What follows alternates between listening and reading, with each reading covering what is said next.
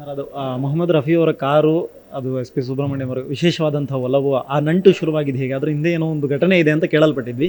ತಾವು ಹತ್ರದಿಂದ ನೋಡಿರ್ತೀರ ಒಡನಾಡಿಯಾಗಿ, ಏನು ಸರ್ ಅದು? ನಾನು ಹತ್ರದಿಂದ ನೋಡಿಲ್ಲ. ಎಸ್ ಪಿ ಬಿ ಸರ್ ಅವ್ರಿಗೆ ಗೊತ್ತು, ತಾವೆಲ್ಲ ನೋಡೇ ಇರ್ತೀರ. ಅವ್ರು ಯಾವುದೇ ಯೂಟ್ಯೂಬಲ್ಲಿ ಹಾಕಿದ್ರು ಮೊಹಮ್ಮದ್ ರಫಿ ಸರ್ ಅಂತಂದರೆ ಎಸ್ ಪಿ ಬಿ ಸರ್ ಅವ್ರಿಗೆ ಪ್ರಾಣ. ಅವರ ಹಾಡೋ ಶೈಲಿ ಅಂತಂದರೆ ಪ್ರಾಣ. ಎಸ್ ಪಿ ಬಿ ಸರ್ ಅವರು 2018ರಲ್ಲಿ ಬಾಂಬೆಗೆ ಹೋದಾಗ ಅವರ ಮೊಹಮ್ಮದ್ ರಫಿ ಸರ್ ಅವ್ರ ಮನೆಗೆಲ್ಲ ಹೋಗಿ ಅವರ ಒಂದು ಕೋಟ್ ಹಾಕೊಳ್ಳೋ ಸೂಟ್ ಕೋಟ್ನೆಲ್ಲ ಸ್ಪರ್ಶ ಮಾಡಿ, ಅವರು ಇಟ್ಕೊಂಡಿರೋ ಬುಕ್ಕು, ಹಾರ್ಮೋನಿಯಮ್ನೆಲ್ಲ ಸ್ಪರ್ಶ ಮಾಡಿ ಬಂದಿದ್ದರು.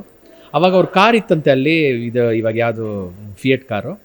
ಅವಾಗ ಕೇಳಿದ್ರಂತೆ, ಇದು ನಾನು ಕೊಡ್ತೀರಾ ಕಾರು, ನಾನು ಅವ್ರ ಜ್ಞಾಪಕದಲ್ಲಿ ಇಟ್ಕೊತೀನಿ ಅಂತ. ಆದರೆ ಆವಾಗ ಫ್ಯಾಮಿಲಿಯವರು ಬೇರೆ ಅವರ ಒಂದು ಎಮೋಷ್ನಲ್ ಅಟ್ಯಾಚ್ಮೆಂಟ್ಸ್ಗೆ ಕೊಟ್ಟಿರಲಿಲ್ಲ. ಆದರೆ ಎಸ್ ಪಿ ಬಿ ಸರ್ ಅವರು ಈ ಕೋವಿಡ್ನಿಂದ ಕಾಲವಾದ ತಕ್ಷಣ ಫ್ಯಾಮಿಲಿಯವರೇ ಫೋನ್ ಮಾಡಿ, ನಾವು ಈ ಕಾರನ್ನು ಎಸ್ ಪಿ ಬಿ ಸರ್ ನಿಮಗೆ ಕೊಡ್ತಾ ಇದ್ದೀವಿ, ನಮಗೆ ಇದ್ರ ಬಗ್ಗೆ ಆವಾಗಲೇ ಕೊಟ್ಬಿಡ್ಬೇಕಾಗಿತ್ತು ನಾವು, ಬಟ್ ಇವಾಗ ನಾವು ಅದನ್ನು ಕಳಿಸ್ತಾ ಇದ್ದೀವಿ ಬೈ ರೋಡಲ್ಲಿ ಅಂತ. ಅದು ಬಂದು ಎಷ್ಟೋ ದಿನ ಎಸ್ ಪಿ ಬಿ ಸರ್ ಅವ್ರ ಮನೇಲಿತ್ತು ಕಾರು. ನಂತರದಲ್ಲಿ ಅದು ಈಗ ಮೆಮೋರಿಯಲ್ಗೆ ಚೇಂಜ್ ಆಗುತ್ತೆ, ಶಿಫ್ಟ್ ಆಗುತ್ತೆ. ಸರಿ, ಮೆಮೋರಿಯಲ್ ಚೆನ್ನೈನಲ್ಲೇ ಈ ಪ್ರದೇಶದಲ್ಲೇ ಯಾಕೆ ಆಗ್ತಾ ಇದೆ? ಯಾವ ಪ್ರದೇಶದಲ್ಲಿ ಆಗ್ತಿದೆ? ಜೊತೆಗೆ ಯಾವಾಗ ಪೂರ್ತಿಗೊಳ್ಳುತ್ತೆ? ಈಗ ಎಷ್ಟು ಕಾರ್ಯ ನಡೆದಿದೆ ಅದರ ಕಾರ್ಯ ನಡೀತಾ ಇದೆ sir. S P B sir ಅವರ ಒಂದು ಏನಂತಾರೆ,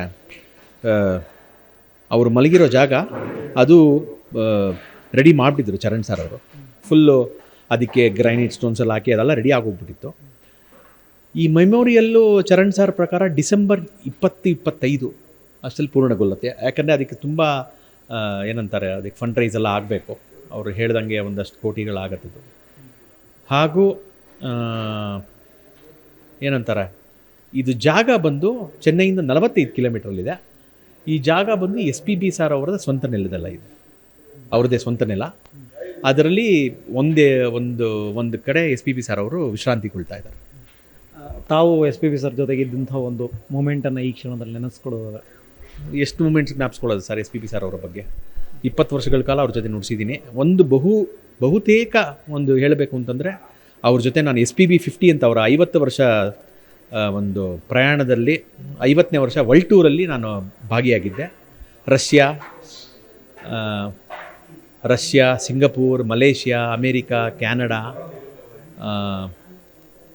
ಇನ್ನು ಹಲವಾರು ಕಂಟ್ರಿ, ಶ್ರೀಲಂಕಾ, ದುಬೈ, ಇಲ್ಲೆಲ್ಲ ಅವ್ರ ಜೊತೆ ನಾನು ಪ್ರವಾಸ ಮಾಡಿದ್ದೀನಿ. ಅವರು ನಮ್ಮ ಮನೇಲಿ ನನಗೆ ಒಂದು ದೊಡ್ಡವ್ರ ಸ್ಥಾನದಲ್ಲಿ ನಮ್ಮ ಜೊತೆ ಇದ್ದರು. ಅವರು ತುಂಬ ಪ್ರತಿಯೊಬ್ಬರು ಕಂಡ್ರೂ ಪ್ರೀತಿ, ನಮ್ಮನ್ನೆಲ್ಲ ಕಂಡ್ರೆ ವಿಶೇಷವಾದ ಪ್ರೀತಿ. Thank you much Asianet Suvarna news ಜೊತೆ ಮಾತನಾಡಿದ್ದಕ್ಕೆ. ಸದ್ಯಕ್ಕೆ ಇವಿಷ್ಟು ಡ್ರಮ್ ಅರುಣ್ ಕುಮಾರ್ ಅವರ ಮಾತುಗಳು. ಕ್ಯಾಮರಾ ಪರ್ಸನ್ ಸಂತೋಷ್ ಜೊತೆ ಸ್ವಸ್ತಿಕ ನಾಡಿ, ಏಷ್ಯಾನೆಟ್ ಸುವರ್ಣ ನ್ಯೂಸ್, ಬೆಂಗಳೂರು.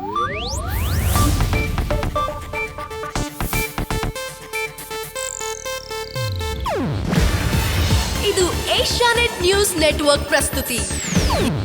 ನೀವು ನೋಡ್ತಿದ್ದೀರಾ ಏಷ್ಯಾನೆಟ್ ಸುವರ್ಣ ನ್ಯೂಸ್.